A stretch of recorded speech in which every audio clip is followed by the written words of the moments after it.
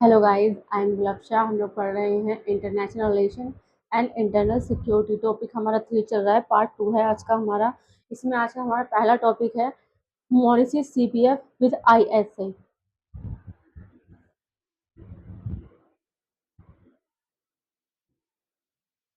Mauritius CPF with ISA.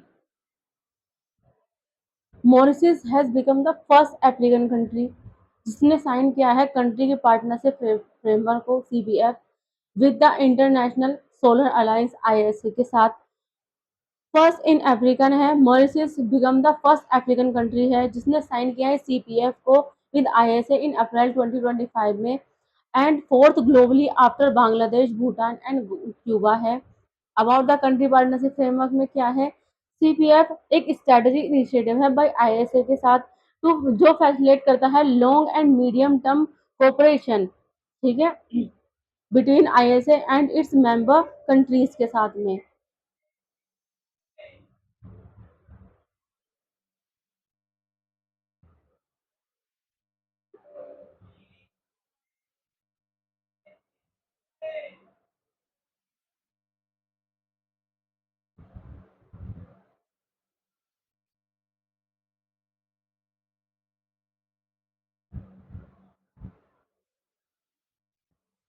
Purpose क्या है इसके? एक्सेलरेट क्लीन एनर्जी,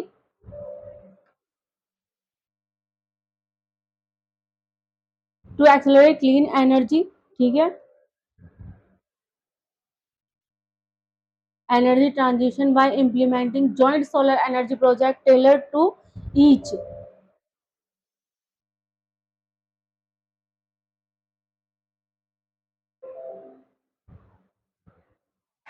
टेलर करता है each clean energy transition by implementing joint solar energy project tailor करता है ईच कंट्री नीड्स को।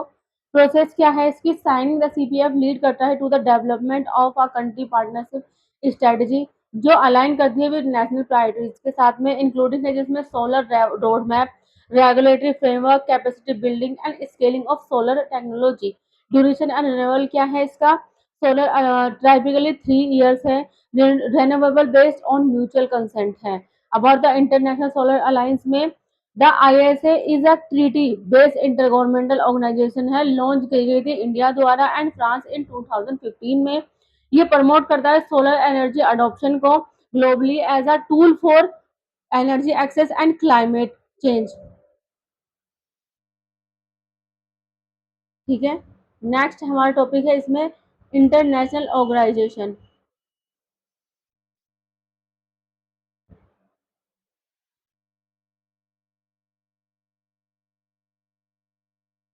International organization of legal metrology.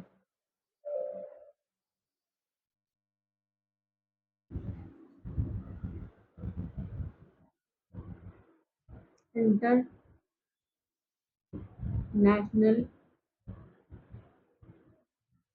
Organisation of legal metrology. Next topic इसमें ये है हमारा department of consumer affair has frame किया है draft rules of gas matter under legal metrology. General rules है 2011 का,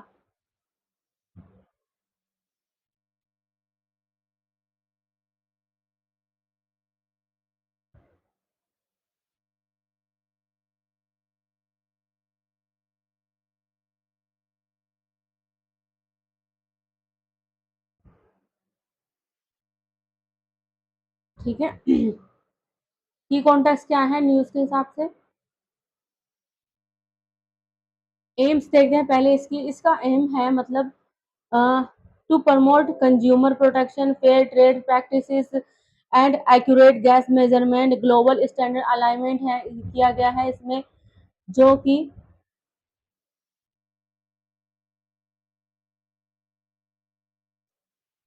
जिसका मतलब है the rules are align with international organization of legal metrological standard के हिसाब से about international organization of legal metrology क्या है? नेचर इंटर गवर्नमेंट ऑर्गेनाइजेशन है, सेटिंग करता है global standard for legal metrology, insuring करता है accuracy of measurement to facilitate international trade को। हेडक्वार्टर इसका पेरिस है, फ्रांस में। इस्टेब्लिश हुआ था कन्वेंशन साइन ऑन 12 अक्टूबर 1955 को। India and O I am L में मेंबर सिंस 1956 से 13 कंट्री वर्ल्ड वाइड है, अथोराइज करती हैं इसके इशू को और I am L approval certificate से। नेक्स्ट है इसमें 38 session of the world health assembly.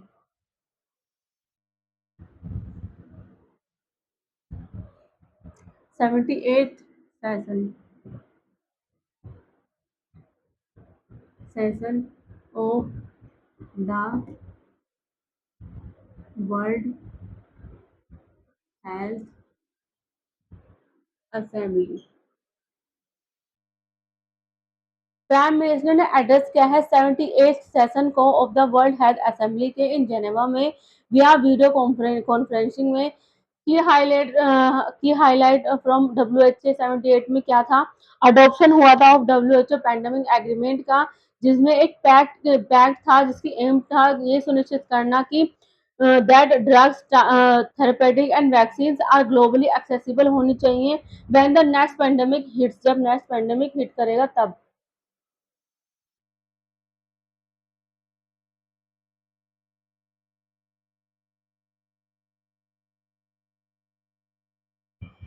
और ये रिक्वायर करेगा participating manufacturing to allocate target 20% of their vacancies.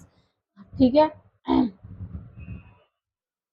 उनकी वैकेंसीज को टारगेट करेगा 20% ऑफ द उनकी vacancy in medicine and test to the WHO during the pandemic to ensure poor countries have access pathogen access and benefit sharing system. Ensure करेगा rapid sharing of pathogen data with manufacturer के साथ में। और ये advocate करेगा one health approach to tackle pandemic के लिए। ठीक है,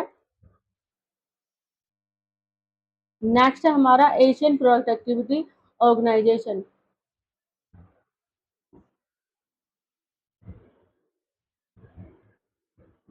एशियन प्रोडक्टिविटी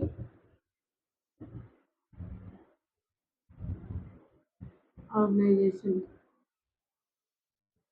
इंडिया ने टेकन लिया है एक over the chairmanship of the Asian productivity organisation, जिसे एपीओ कहते हैं, for 2025-26 team during the 78th governing body meeting में। ठीक है, इस्टेब्लिश हुआ था 1961 में as an inter governmental organization जो प्रमोट करेगी productivity and economic growth in Asia Pacific region की। हेडक्वार्टर था इसका टोक्यो जापान के अंदर। इंडिया का रोल था founding member and active contributor to IPO initiative में।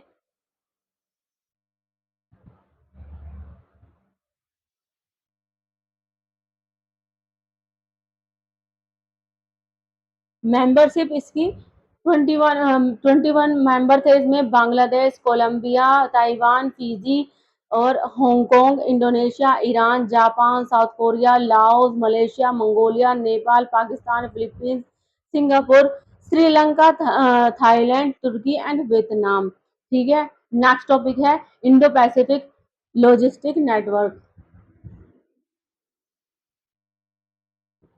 Indo Pacific logistic network. Quad partner ने मीट किया था होनोलुलु में, Hawaii, for a simulation table top exercise two launch the quad IPLN exercise के लिए। About आईपीएलएन क्या था?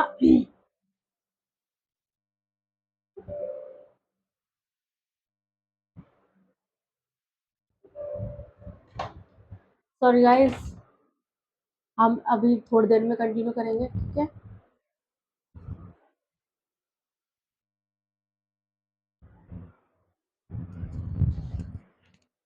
सॉरी गाइस, नेक्स्ट है हमारा 57th G7 समिट।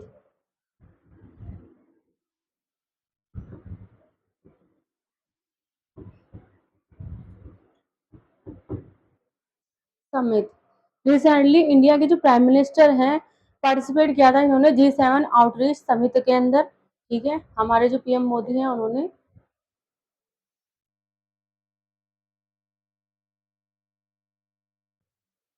इंडिया का पार्टिसिपेशन इनवाइटेड किया था G7 आउटरीच सेशन में 12 टाइम इंक्लूडिंग जिसमें एवरी ईयर सिंस 2019 अटेंडेड किया था 2025 समिट को। प्राइम मिनिस्टर विजिट किया था पीएम मोदी ने first visit to Canada since 2015 के अंदर। फॉलोइंग किया था an invitation from Canadian PM Mark Carney के बायलेटरल मीटिंग में हेल्ड हुई थी in bilateral discussion with the Canadian prime minister on the sideline of the summit के। ठीक है, रिफॉर्मिंग टाइज हुई थी इसमें, डिप्लोमेटिक रेस्टोरेशन रहा, ट्रेड कोऑपरेशन हुआ, इंडो पैसिफिक विजन भी थे कुछ, तो ये सब इसमें हुआ था। की outcomes of 51st G7 summit के क्या थे? Kannaskis Wildfire Charter। G7 countries have agreed किया था to cooperate one effort to manage the impact of devastating wildfires। India ने एंडोर्स किया था चार्टर को। G7 critical minerals action plan में G7 कंट्रीज एंड उनके अलाइज जिन्होंने फॉर्म किया था एक क्रिटिकल मिनरल्स प्रोडक्शन अलायंस ताकि वो स्टॉक पेल कर सके एक develop material that are essential for defence system and advance technology के लिए होगा जो AI governance and responsible technologies में रिकॉग्नाइज किया था the potential of the human centric approach को to artificial intelligence to grow prosperity benefit societies and address pressing global challenges को। G7 ने पुश किया था responsible development to address job displacement and ethical concerns के लिए। G7 coalition to prevent and counter migrant smuggling में reaffirm their commitment to prevent and counter migrant smuggling रहा under the 2024 G7 action plan to prevent and counter the smuggling of migrant के लिए। ठीक है, next है इसमें हमारा UN economic and social council. UN economic and social council में India was recently elected हुई थी यूएन इको एसओसी में for the period from 2016 and 2018 में अफेक्टिव 2028 में सॉरी अफेक्टिव फ्रॉम 1 जनवरी 2026 तक रहेगा। इस्टेब्लिश हुआ था 1945 में under the UN charter as one of the 6 principal organ थे ऑफ यूनाइटेड नेशंस के। इसमें मेंबरशिप में कौन थे? 54 मेंबर स्टेट थे elected for overlapping 3 year terms रहे जिनका। ठीक है,